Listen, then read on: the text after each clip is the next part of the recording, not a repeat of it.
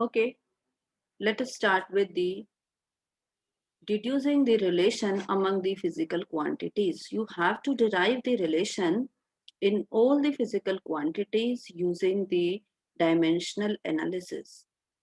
How you can derive the formula? First of all, we will study it with the help of any example. You can say the derivation. You will be given a question, that is, let us derive an expression for the centripetal force. This is the question. Let us derive the expression for the centripetal force acting on a particle of mass m moving with velocity v in a circle of radius r. ये paper में आपको ऐसा question मिलेगा.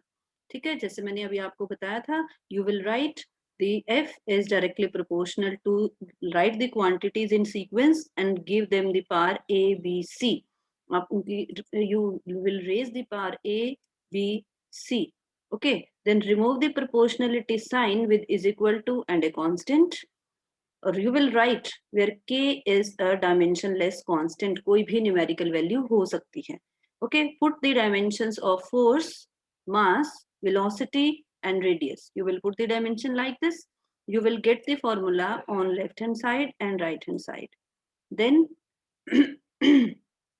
comparing the dimension of similar quantities on both sides. Similar means mass.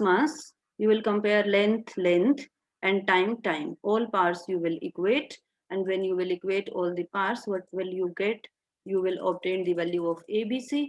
By putting the value of ABC in the equation, you will have the formula K into mv square by r. अब next question NCERT से है. Question is, consider a simple pendulum having a bob attached to a string that oscillate under the action of force of gravity. Suppose that the period of oscillation of simple pendulum depends. आपके काम की चीज यहाँ से start है. The time period. इसने पूछा है the period of oscillation, that is time period. Time period that depends on the mass of the bob. इसका मतलब जो time period है that is directly proportional to mass. The length of the length L of the pendulum, so length L हो गया, and the acceleration due to gravity, acceleration due to gravity होगा.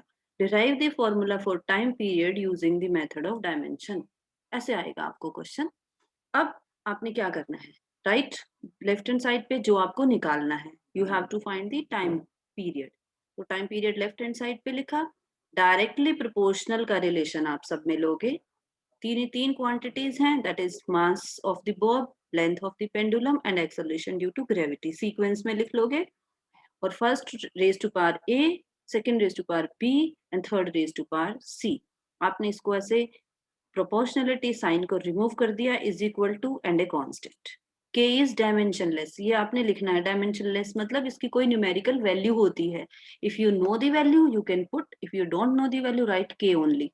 ठीक है, फिर हम सारी डायमेंशन लिखेंगे. इन डायमेंशन को लिखने का आपका 1 मार्क होगा. सो आप इनको लिखना ना भूलें. You will write the dimensions. अब अब आपने डायमेंशंस लिख दी सारी. So you have time period, so आपके पास टी हो गया. Always write the dimension in the square bracket, और इस पे T1 लिखो तो ज्यादा बेटर रहेगा. M mass dimension of mass is M, so M1. L, this is length, dimension of length is L1. This is acceleration due to gravity, have the same dimension as that of the acceleration. ठीक है, इन सबको आप ऊपर जो equation बनाई थी उसमें put करेंगे. T is equal to m raised to power a था, L raised to power b था, and acceleration raised to power c. अब इन सारी MLTs की पावर को रीअरेंज करेंगे. m raised to power a, m raised to power a, L raised to power L is 2 times L raised to power b, और ये L raised to power c है. ठीक है, so L raised to power b plus c हो गया, T raised to power minus 2c हो गया.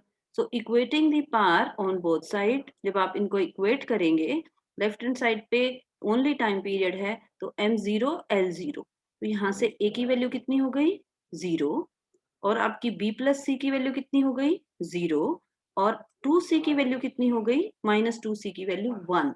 So a0, b plus c0 and minus 2c is 1. अब आप इसको सॉल्व करोगे, इसमें c की वैल्यू पुट करोगे, c की वैल्यू कितनी है -12, तो यहाँ पे c की वैल्यू पुट कर दोगे, ये वाली c पुट करोगे तो b की वैल्यू +12 आ गई। आपके पास वैल्यूज आ गई a0, b12, c-12। तो ये वैल्यूज आप फर्स्ट क्वेश्चन में पुट करेंगे, जो आपकी फर्स्ट इक्वेशन थी जो हमने यहाँ पे पुट की थी, ये वाली। आप इस इक्वेशन में इसमें आप t की वैल्यू पुट कर देंगे, यहाँ पे a b c तीनों की वैल्यूज पुट करेंगे, और जब आप तीनों की वैल्यूज पुट करेंगे तो आपके पास क्या रिलेशन आ जाएगा, आपके पास ये रिलेशन आ गया।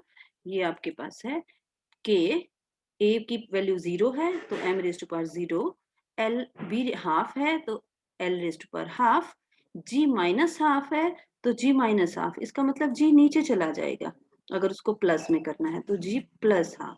तो हम इसको रूट में लिख सकते हैं कि इधर square root l by g. अगर हम टाइम पीरियड की बात करें तो टाइम पीरियड जो पेंडुलम का होता है उसमें कांस्टेंट 2 पाई होता है, तो 2 pi square root l by g. अगर आपको ये वैल्यू पता है तो आप यहाँ पे 2 पाई लिखेंगे, अगर आपको वैल्यू नहीं पता है तो आप फॉर्मूला लिखेंगे t इज इक्वल टू के स्क्वायर रूट एल बाय जी। ये आपका आंसर होगा। अगर आपको याद है तो यही हमने checking the accuracy of formula में भी किया था ना, तो ये इसका फॉर्मूला है। क्योंकि ये वैल्यू जो कांस्टेंट होता है बाहर, ये डायमेंशन लेस होता है, तो इसका कोई फर्क नहीं पड़ता हमारे फॉर्मूला पे, ठीक है। और हम लगाते क्यों हैं इसको, ये हमारी एग्जैक्ट आंसर्स, एग्जैक्ट कैलकुलेशन आए उसके लिए हमें कांस्टेंट की जरूरत पड़ जाती है, किसी किसी फॉर्मूला में, हर फॉर्मूला में जरूरत नहीं पड़ती। ओके, तो अब हम एक एग्जांपल और करेंगे। एक एग्जांपल हमारा है next, the velocity the velocity v of the velocity v of water wave depend on the wavelength lambda, density of water, and acceleration due to gravity. And what you have to derive, you have to derive the relationship between these quantities. Velocity के लिए आपने formula निकालना है, और velocity किस किस पे depend करती है, नंबर 1 वेवलेंथ पे, नंबर 2 डेंसिटी पे, number 3 acceleration due to gravity पे। You will write the direct relation और उनको एबीसी पावर आप दे देंगे, ठीक है। और जो हमारा k है वो डायमेंशन लेस कांस्टेंट होता है। इन सब चारों क्वांटिटीज की डायमेंशंस लिखेंगे आप, डायमेंशन ऑफ वेलोसिटी। वेवलेंथ एक टाइप का लेंथ होता है, so dimension of wavelength is l। Density mass upon volume होता है, so this is dimension of density. ये acceleration due to gravity, this is dimension of acceleration due to gravity. फिर से बता रही हूँ बेटा, हर बच्चा ये ध्यान रखे कि आपकी जो डायमेंशन है that should be in a square bracket, और उसको आप पार लिखोगे, जो भी उसके ऊपर है +1 है या -1 है, आप एक्यूरेसी के लिए, ताकि मिस्टेक ना हो, आप उस पे उसकी वैल्यू लिखेंगे, ठीक है। 1 है तो 1 लिखेंगे, -1 है तो -1 लिखेंगे, और इन सब वैल्यूज को आप पुट कर देंगे अपनी इक्वेशन में। जब आप अपनी इक्वेशन में इन सब वैल्यूज को, एक मिनट, पुट करेंगे यहाँ पे, ये हमने लेफ्ट और राइट दोनों साइड पुट कर दिया। लेफ्ट राइट दोनों साइड पुट करने के बाद आपके पास ए बी सी की वैल्यू पावर्स आ गई। उन ए बी सी की पावर्स को अब आप इक्वेट करेंगे। जब आप ए बी सी की वैल्यूज को इक्वेट करोगे तो जैसे हम सिंपल लीनियर इक्वेशंस को सॉल्व करते थे, तो b की वैल्यू आ गई यहाँ से 0 और c हाफ आ गया, ए तो b और c यहाँ पुट करके आपके पास a आ जाएगा, और इन सब वैल्यूज को आप यहाँ पे पुट कर देंगे। प्लस हाफ है तो ऊपर रखेंगे, माइनस हाफ है तो नीचे ले आएंगे, दोनों वैल्यू प्लस हाफ है। रो 0 है, इसका मतलब क्या है कि जो ये वेलोसिटी है वो डेंसिटी पे डिपेंड नहीं करती है। जिसकी डायमेंशन 0 आ जाएगी, it means that is the independent factor, वो उस पर डिपेंड नहीं करता है। जैसे पिछले क्वेश्चन में भी हमारा m L और G था, तीन चीजें थी, तो m की वैल्यू 0 आई थी। इट मींस मास पे डिपेंड नहीं करता, time period of pendulum pendulum के मास पे डिपेंड नहीं करता। तो ये इसका फाइनल फॉर्मूला हो गया, ठीक है।